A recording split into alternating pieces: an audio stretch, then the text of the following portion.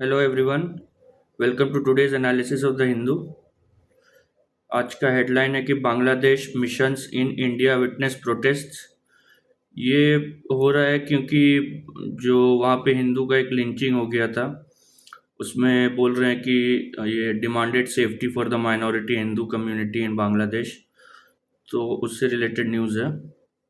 India's first anti terror policy to be out soon. ये अभी तक बना नहीं है, जब बनेगा तब न्यूज़ आएगा, तब देखेंगे इसको। Court rejects UP government plea to drop Akhlaq. ये गजब बात है। ये यूपी गवर्नमेंट एक लिंचिंग केस को बोल रही है ड्रॉप कर देने, तो आज जज ने मना कर दिया है। यहाँ एसआईआर का न्यूज़ है। फिर ये India pledges $450 million to aid Sri Lanka recovery. India वैसे भी मदद करते ही रहता है, तो और मदद किया है। ये साइक्लोन दितवा के ऊपर है। एडिटोरियल में आज दिया हुआ है कि अ गुड टेम्पलेट, जो कल एफटीए हुआ है न्यूजीलैंड के साथ परसों, उस पे है।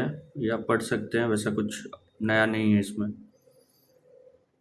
नीचे दिया हुआ है कि एंड ऑफ एक्सप्लॉयटेशन। ये कुछ दिन पहले सीजीआई ने एक केस सुन रहे थे एक लड़की का, जिसको ट्रैफिक करके सेक्सुअली एक्सप्लॉइट किया गया था। तो उस पर ये एडिटोरियल दिया हुआ है, इसको आप पढ़ सकते हो। उसके बाद ये है जो हमारे मिनिस्टर साहब हैं शिवराज सिंह चौहान, तो सब वो क्रिटिसाइज कर रहे थे बिल को, तो उसको ये डिफेंड करने के लिए आर्टिकल लिखे हैं। Pakistan is a back. अब पाकिस्तान का जो आर्मी चीफ है, उनको कुछ इज्जत दिया जा रहा है वेस्ट एशिया में, तो उसी पे थोड़ा आर्टिकल है कि क्या हो रहा है। ये आप पढ़ लेना, आईआर में काम आएगा। ये फिर वंदे मातरम पे दिया हुआ है। Y women risk left being left behind by AI. इसमें देखिए, यहाँ पे ये आपको पेपर 1 में ये डेटा काम आएगा इंडियन सोसाइटी में, कि जो मेन हैं वो ये on average 8.6 hour work day combined काम करते हैं। 8.6 आवर, उसमें अगर देखिएगा तो जो एज ग्रुप है उस हिसाब से ऑन एवरेज 8.6 आता है। और उसमें नीचे ब्लू वाले में दिया हुआ है कि पेड कितना है, और ऊपर रेड में दिया हुआ है अनपेड कितना है। अब इसको कंपेयर करेंगे अगर वुमेन के साथ, तो ऑलमोस्ट हाफ हो जाता है। और ये काम भी ज़्यादा कर रही हैं, 9.6 आवर्स वर्क डे कंबाइंड। तो ये डेटा आपको काम आ सकता है कि वुमेन ज़्यादा काम करती हैं, और जो अनपेड वर्क है उसमें ज़्यादा वुमेन एम्प्लॉयड हैं। How exports are concentrated in few states. ये है कि बेसिकली इंडिया के जो 5 टॉप एक्सपोर्टिंग स्टेट्स है, उसमें 70% एक्सपोर्ट कर रहे हैं वो।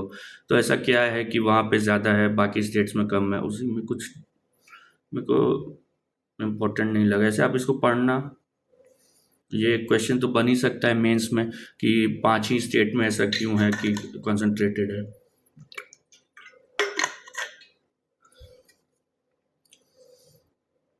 उसके बाद ये है प्रो इनकम्बेंसी, होता है कि जो सरकार है उसी को वोट देना, तो वही। और एंटी इनकम्बेंसी होता है जब आप अपोजिशन को पावर में लाते हो। ये हमारे सेंगर साहब हैं, इन्होंने उन्नाव में ये रेप केस था, उसमें ये कन्विक्ट हैं, तो उसी के ऊपर है ये सब। Delhi court frame charges against MP. आज के न्यूज़पेपर में कुछ है नहीं वैसा खास। Ankita attack must Bengal, high court decline second day of protest in Kolkata, 42.7 lakh voters deleted. ये फिर एसआईआर पे है। यहाँ उद्धव जो ब्रदर्स हैं, उद्धव ठाकरे ब्रदर्स, वो साथ में आ गए हैं 20 साल बाद। अब बोल रही है कि चीफ सेक्रेटरी को चिट्ठी लिखा है यूनियन मिनिस्ट्री ने कि जो जॉब एक्ट, जो अभी जो एक्ट है जी राम जी, उसको, उसके बारे में अवेयरनेस क्रिएट करिए। ट्रेड यूनियंस स्ट्राइक कर रहे हैं इंश्योरेंस बिल के खिलाफ, जी राम जी, शांति बिल और लेबर कोड के अगेंस्ट। ये राहुल गांधी को कुछ बोल दिया है। यहाँ पे दिखा रहा है कि मैटरनल मोर्टेलिटी कम हुआ है। क्यों? क्योंकि जो इंस्टीट्यूशनल डिलीवरीज है वो 89% बढ़ गया। इस पर एक PYQ देखेंगे लास्ट में। Miss information and digital fraud must be tackle. Digital fraud अभी सीजीआई ने भी मेंशन किया था कुछ दिन पहले। Critical minerals important for national security and technological sovereignty. ये वाला इंपॉर्टेंट न्यूज़ है। इसमें हम लोगों को समझना है कि क्रिटिकल मिनरल्स क्या होते हैं। तो देखिए, क्रिटिकल मिनरल्स का एक कोई सिंगल डेफिनेशन नहीं है। बेसिकली उनको डिफाइन किया जाता है जो एक देश के इकोनॉमिक डेवलपमेंट और नेशनल सिक्योरिटी, ग्रीन ट्रांजिशन, ये सब में मदद करते हैं। और वो सप्लाई चेन वल्नरेबिलिटी फेस करते हैं। सप्लाई चेन वल्नरेबिलिटी मतलब जैसे जो भी सप्लाई चेन है, कहीं पे माइनिंग होगा, कहीं पे उनका प्रोसेसिंग होगा, फिर वो फिनिश्ड प्रोडक्ट बनेंगे, फिर उसको जो प्रोडक्ट जिसमें यूज़ होना है वहाँ पे जाएंगे, तो इसको सप्लाई चेन बोलते हैं। तो ये वल्नरेबल है। इसका यूजेस कहाँ कहाँ है? तो मॉडर्न टेक्नोलॉजी जैसे मोबाइल हो गया, सेमीकंडक्टर्स हो गया, फाइबर ऑप्टिक्स हो गया, क्लीन एनर्जी में, ग्रेफाइट में, बैटरी में यूज़ होता है, रेयर अर्थ एलिमेंट्स यूज़ होते हैं विंड टर्बाइन में, डिफेंस एंड एरोस्पेस में जेट इंजन्स, कोबाल्ट यूज़ होता, जेट इंजन का जो एलॉय होता है उसमें कोबाल्ट यूज़ होता है, battery use, lithium batteries use करते हैं, एमआरआई, पेस में, ये सब में मेडिकल इंस्ट्रूमेंट्स में यूज़ होता है। अभी इंडिया जो है वो 30 इंडियन गवर्नमेंट ने 30 क्रिटिकल मिनरल्स अनाउंस किया है। ये क्या क्या है? तो antimony, beryllium, bismuth, cobalt, copper, gallium, germanium, graphite, hafnium, indium. इसमें ये देखिए, ये जो सारा नाम है, ठीक है, इसमें एक नाम है REE। ये अपने आप में, इसमें फिर इसके अंदर 27 कैटेगरीज है। तो ये रेयर अर्थ एलिमेंट्स है, ये फिर एक तरह के क्रिटिकल मिनरल्स हैं, लेकिन ये फिर अपना इसका सब कैटेगराइजेशन भी है। और इसमें अपना एक नेशनल क्रिटिकल मिनरल मिशन है to reduce India dependence on imports और make India self reliant for high tech industries, clean energy and defence. इसमें 34,300 करोड़ मतलब अनाउंस किया गया है। और ये जो अनाउंस हुआ है ये 2025 का ही है, तो 2026 में अच्छा क्वेश्चन बन सकता है इससे। इसमें बोला है कि PSUs, प्राइवेट कंपनीज और रिसर्च इंस्टीट्यूशंस कोऑपरेट करेंगे। माइनिंग जो भी माइनिंग ऑपरेशंस होगा उसको फास्ट ट्रैक अप्रूवल दिया जाएगा, और एक स्टॉक पाइलिंग किया जाएगा, मतलब स्टॉक रखा जाएगा रिजर्व बनाने के लिए। फिर इंडियन कंपनीज को एनकरेज किया जाएगा कि फॉरेन कंट्रीज में जो रिजर्व्स हैं क्रिटिकल मिनरल्स के, उसको अक्वायर करें, और सेंटर ऑफ एक्सीलेंस बनाएंगे क्रिटिकल मिनरल्स को उस पर रिसर्च करने के लिए। फिर ऑनशोर होता है लैंड पे, ऑफशोर होता है वाटर में, तो दोनों तरह का माइनिंग को हम लोग एनकरेज करेंगे। इसमें फिर चैलेंजेस हैं कि इंडिया जो है अभी हाईली डिपेंडेंट है, उसी को टैकल करना है।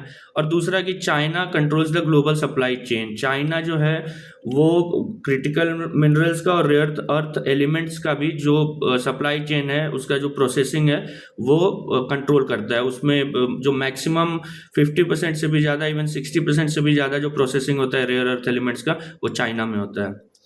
तो ये वाला आप ध्यान में रखिएगा, ये इंपॉर्टेंट है क्रिटिकल मिनरल्स का। श्रीलंका, ये बहुत चलते ही रहता है कि हमारे फिशरमैन को अरेस्ट कर लेता है तमिलनाडु का वो।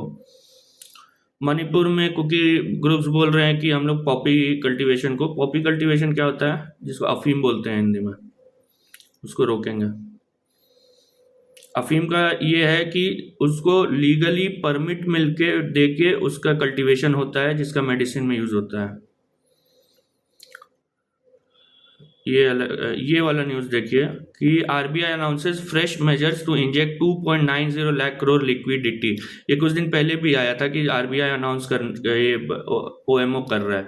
OMO क्या होता है? ओपन मार्केट ऑपरेशन, कि इसमें RBI बाय करता है या सेल करता है गवर्नमेंट सिक्योरिटीज को। गवर्नमेंट सिक्योरिटी मतलब जो गवर्नमेंट अगर लोन उठा रहा है तो वो सिक्योरिटी इशू करता है RBI को। RBI उसको सेल कर सकता है, या RBI अगर उसको वो सेल नहीं कर पाता है तो वो खुद पैसा देता है सरकार को। तो वो इन्फ्यूज करने के लिए या एब्जॉर्ब करने के लिए लिक्विडिटी। जब वो खरीदेगा तो उसने बॉन्ड को खरीदा, मतलब आप किसी चीज़ को खरीदोगे तो आप उसके लिए पैसा दोगे।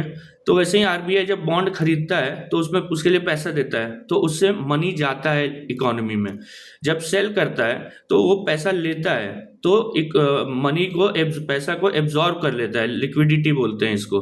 तो बाय जब करेगा तो इन्फ्यूज करेगा लिक्विडिटी, और जब सेल करेगा तो एब्जॉर्ब करेगा लिक्विडिटी। और इससे बॉन्ड यील्ड पे भी असर करता है। बॉन्ड यील्ड बेसिकली होता है कि कोई भी बॉन्ड है उससे आप कितना कमा सकते हो। तो जैसे अगर वो खरीद रहा है तो बॉन्ड का डिमांड बढ़ेगा, जो बॉन्ड का नहीं, जो जीसेक है बॉन्ड का भी, जीसेक का जो डिमांड है वो बढ़ेगा। अब डिमांड बढ़ेगा तो प्राइस बढ़ेगा, प्राइस बढ़ेगा तो यील्ड घट जाएगा। तो bond yield is inversely proportional to bond price. ये आप एक टर्म में या एक सिंगल लाइन में याद रखिए, ये अगर आएगा एग्जाम में तो आप टिक कर देना कि बॉन्ड यील्ड जो होता है, अगर उसका डिमांड बढ़ेगा तो प्राइस बढ़ेगा, तो बॉन्ड का यील्ड घटेगा। चोला इन्वेस्टमेंट ये सब ऐसे ही है। नेतन्याहू पे न्यूज़ है कि ये रिस्पॉन्सिबिलिटी ये सब ठीक है। रशिया फिर से अटैक कर रहा है, जुंटा फिर वही म्यांमार का जो गवर्नमेंट है उसको जुंटा बोलते हैं। Australian state set to pass tougher gun and hate speech law, new batch. Epstein file से कि एक बंदा है वो जेल में है, उसका कुछ फाइल रिलीज हुआ, उसमें डोनाल्ड ट्रंप का नाम आ रहा है। फिर स्पोर्ट्स है, ये जो आज साइंस में दिया हुआ ये बहुत पहली बार हम सुने कि राइनो डीहॉर्निंग नियरली एलिमिनेटेड पोचिंग इन अफ्रीकन रिजर्व्स। ये बोल रहे हैं कि डीहॉर्निंग क्या होता है, जो राइनो का हॉर्न होता है वो हमारे नेल्स के ही तरह होता है, उसको अगर आप ढंग से काटोगे एक लेवल, मतलब आप उसका लाइव सेल को नहीं काटोगे तो रिग्रो कर जाता है 1-2 साल में। तो यहाँ के रिजर्व्स में क्या करें, और राइनो का पोचिंग उसके हॉर्न के लिए ही होता है। तो वहाँ जो कंजर्वेशनिस्ट्स हैं वो लोग राइनो को पकड़ते हैं, उसको ट्रैंकुलाइज करते हैं, फिर उसको ब्लाइंड फोल्ड करते हैं और सॉ से, मतलब जो आरी होता है उससे उसका एकदम प्रिसाइज वे में उसका हॉर्न को ऐसे काटते हैं कि उसका लाइव सेल को असर ना हो। तो ये जब कर रहे हैं तो देखे कि जो पोचिंग है वो 78% डिक्लाइन हो गया। तो इसको ये लोग एक अचीवमेंट मान रहे हैं। इंडिया में काजीरंगा में ढेर सारे राइनोसोरस हैं। तो इस आर्टिकल में ये भी दिया हुआ है कि इंडिया, लेकिन इंडिया को इस चीज़ का ज़रूरत नहीं पड़ा, क्योंकि ये जो खुद से जो इसने ढांचा तैयार किया हुआ है रेंजर्स का और सर्वेलेंस का, मॉनिटरिंग का, वो काफ़ी है पोचिंग को रोकने के लिए। तो राइनोसोरस एज अ, इसके 5 स्पीशीज होते हैं और वाइल्ड में लगभग 28,000 अभी एग्जिस्टिंग है। तो और सबका जो 5 स्पीशीज हैं, जैसे सुमात्रन राइनो है, जावा राइनो है, अपना इंडियन राइनो है, great one horn rhino, Africa में ब्लैक राइनो है, वाइट राइनो है। तो ये आपको पता रहना चाहिए। बाकी न्यूज़ वैसा नहीं है, बस जितना ये है ना, मतलब जो हेडलाइन है ना उतना ही पूरा जिस्ट ही है, उसमें इधर उधर नहीं जाना है। रीजनल में अगर देखें तो इधर कुछ काम का नहीं है। ये वाला बहुत काम का है, 2 killed in fresh violence in Assam tribal council area. और इसमें जो वायलेंस हुआ था इसमें इंटरनेट शटडाउन हुआ था। तो यहाँ पे 2 टॉपिक्स इंपॉर्टेंट है, एक है ट्राइबल एरियाज और एक है इंटरनेट शटडाउन, वो दोनों डिस्कस करते हैं। ये ट्राइबल एरिया, ये जो एरियाज होते हैं वो होते हैं 6th शेड्यूल में आते हैं। ये बार बार न्यूज़ में आ रहा है, 6th schedule, 5th schedule. Ladakh भी बोल रहा है कि 6th शेड्यूल में हम लोगों को डाल दो। ये आर्टिकल 244 इस कॉन्स्टिट्यूशन का। 4 स्टेट्स में ये ट्राइबल एरियाज हैं, असम, मेघालय, त्रिपुरा, मिजोरम, और 10 स्टेट्स में शेड्यूल्ड एरियाज हैं। ये पावर गवर्नर को है कि एक स्टेट में ऑटोनोमस डिस्ट्रिक्ट्स बना सकता है, वो ऑर्गेनाइज फिर रीऑर्गेनाइज, मतलब उसका साइज बढ़ा सकता है, घटा सकता है। तो ये सब गवर्नर को पावर है। हर जो ये होगा ऑटोनोमस डिस्ट्रिक्ट, उसमें 30 मेंबर का एक काउंसिल होगा, उसमें 26 मेंबर इलेक्टेड होंगे और 4 member nominated by the governor होंगे, और जो इलेक्टेड मेंबर होंगे उनका 5 ईयर टर्म होगा। अब ये काम क्या करेंगे, तो ये लॉज बना सकते हैं किस चीज़ पे, तो land, forest, canal water, shifting cultivation, marriage and divorce, inheritance, और 1-2 टॉपिक है वो छोड़ दें हम। और जितना भी ये लॉ बनाएंगे वो गवर्नर का एसेंट चाहिए। अब एक चीज़ इसमें है कि अगर एक डिस्ट्रिक्ट में 1 से ज़्यादा ट्राइब रह रहे हैं तो वो ऑटोनोमस डिस्ट्रिक्ट को गवर्नर रीजनल उसमें बांट सकता है, ऑटोनोमस रीजन्स में। अब हर ऑटोनोमस रीजन फिर अपना लॉ बनाएगा और उसको भी गवर्नर का एसेंट का ज़रूरत पड़ेगा। फिर ये जो है ऑटोनोमस डिस्ट्रिक्ट, ये विलेज काउंसिल या कोर्ट्स बना सकते हैं, जो भी उसमें छोटा मोटा जो होता है ना जैसे कोई बड़ा डिस्प्यूट, मर्डर हो गया तो वो सब नहीं देखेगा।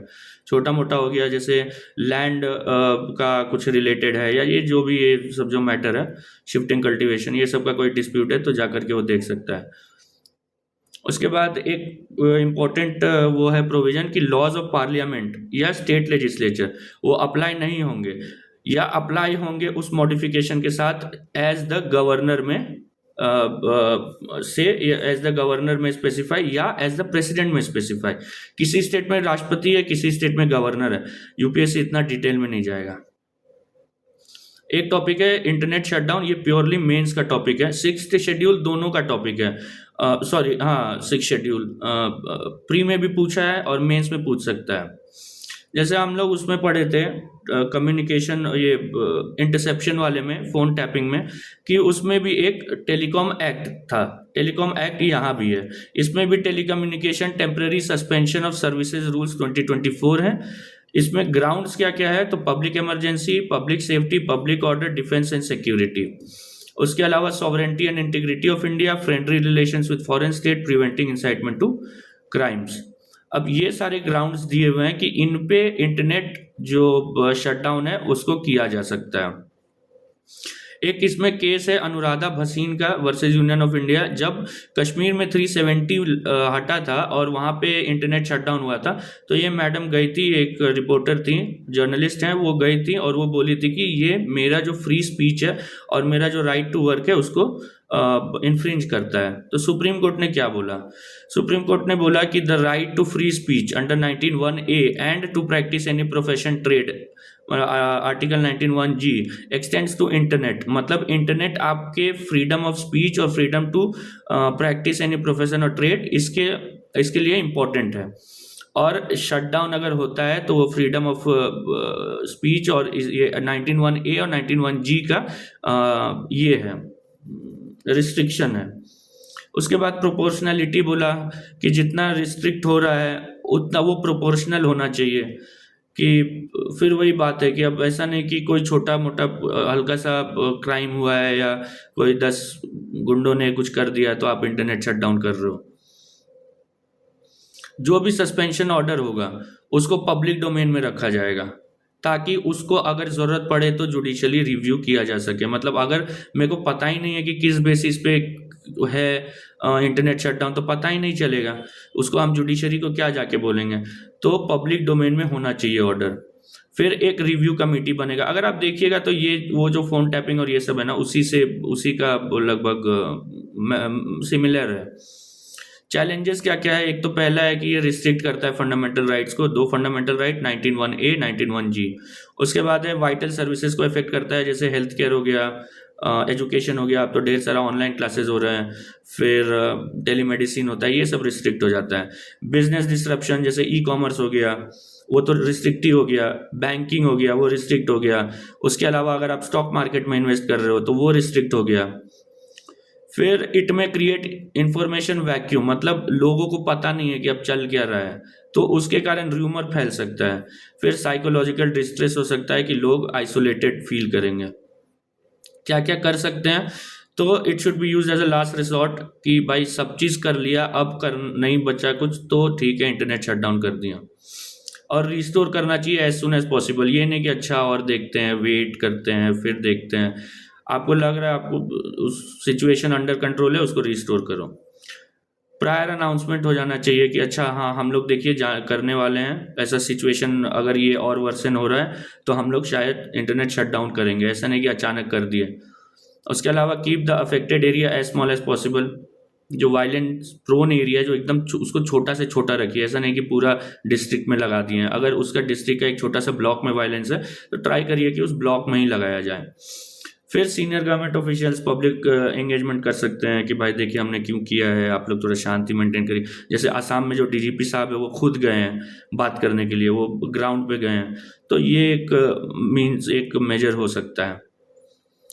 इसके अलावा Das Singh government on field मोर्स के, देखिए ये बांग्लादेश वाला बहुत न्यूज़ में है। तो Kerala to expedite appeal in high court over 24 lakh names, Delhi police. तो आज का इतना ही है। आज में कुछ खास था नहीं, बस 2-3 ही टॉपिक था। PYQ देखते हैं। देखिए ये रेयर अर्थ एलिमेंट्स पे सवाल है। क्या पूछ रहा है कि some rare earth elements are used in the manufacture of flat television screens and computer monitors, और ये स्टेटमेंट दिया।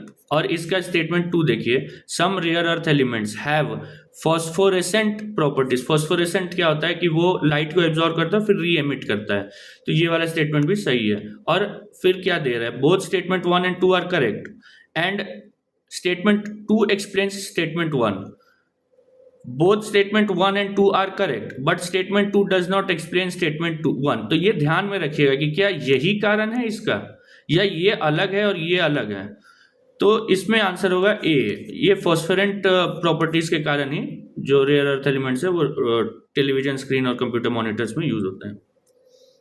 इन the context of Indian economy, OMO, देखिए सिंपल सवाल पूछा है, 2013 का सवाल है। Refers to borrowing by scheduled banks from RBI, इसको तो रेपो बोलते हैं। Lending by commercial banks to industry and trade, इसको तो भाई लेंडिंग ही बोलते हैं। Purchase and sale of government securities by RBI, ये सही जवाब है। और ये जो मैटरनल मोर्टेलिटी वाला बात था उस पर एक 2023 में एक जननी सुरक्षा योजना पे एक सवाल है कि it is safe motherhood intervention of state health department. its objective is to reduce maternal and neonatal mortality among poor pregnant women. It aims to promote institutional delivery among poor pregnant women. और चौथा है कि its objective includes providing public health facilities to sick infants up to 1 year of age. तो और इसमें option देखिए, only 1, only 2, only 3, all 4। तो इसमें एलिमिनेशन करना बहुत मुश्किल है। तो अगर ऐसा आता है सवाल जो आपको सही में नहीं पता है तो उसको स्किप कर दीजिए और आगे बढ़िए, उसमें रिस्क मत लीजिए बिना मतलब का। इसमें ये दिया हुआ है स्टेट हेल्थ डिपार्टमेंट, ये नहीं, ये सेंट्रली स्पॉन्सर्ड, ये सेंटर का स्कीम है। और इट्स ऑब्जेक्टिव इंक्लूड्स हेल्थ, ये वाला जो स्टेटमेंट है ये भी गलत है। इसका आंसर होगा, ये दोनों सही है, आंसर होगा only 2। और ये जो इंडिया बांग्लादेश वाला जो भी मैटर है ना, ये न्यूज़ में बहुत है और इंडिया बांग्लादेश एक प्रोबेबल टॉपिक है। तो मेरा टेलीग्राम चैनल है, उस पर हम पूरा जो भी उसका हिस्टोरिकल बैकग्राउंड है इंडिया बांग्लादेश का, उसका जो भी अभी करंट स्टेटस क्या है, ट्रेड क्या हो रहा है, कनेक्टिविटी क्या है, डिफेंस क्या है, ये सब। उसके अलावा इंडिया का सिग्निफिकेंस बांग्लादेश के लिए, बांग्लादेश का सिग्निफिकेंस इंडिया के लिए, चैलेंजेस क्या क्या और वे फॉरवर्ड, इस पे एक छोटा सा नोट्स बना के 4-5 पन्ने का हम टेलीग्राम चैनल पे डाल दिया। अगर आपको अगर चाहिए हो तो आप वहाँ जाना, वो लिंक दिया हुआ रहता है डिस्क्रिप्शन में टेलीग्राम चैनल का, आप उस पर जाना, आप चेक कर सकते हो। बाकी अगर आपको कोई डाउट हो तो आप मेरे को मेल भी कर सकते हो। Thank you.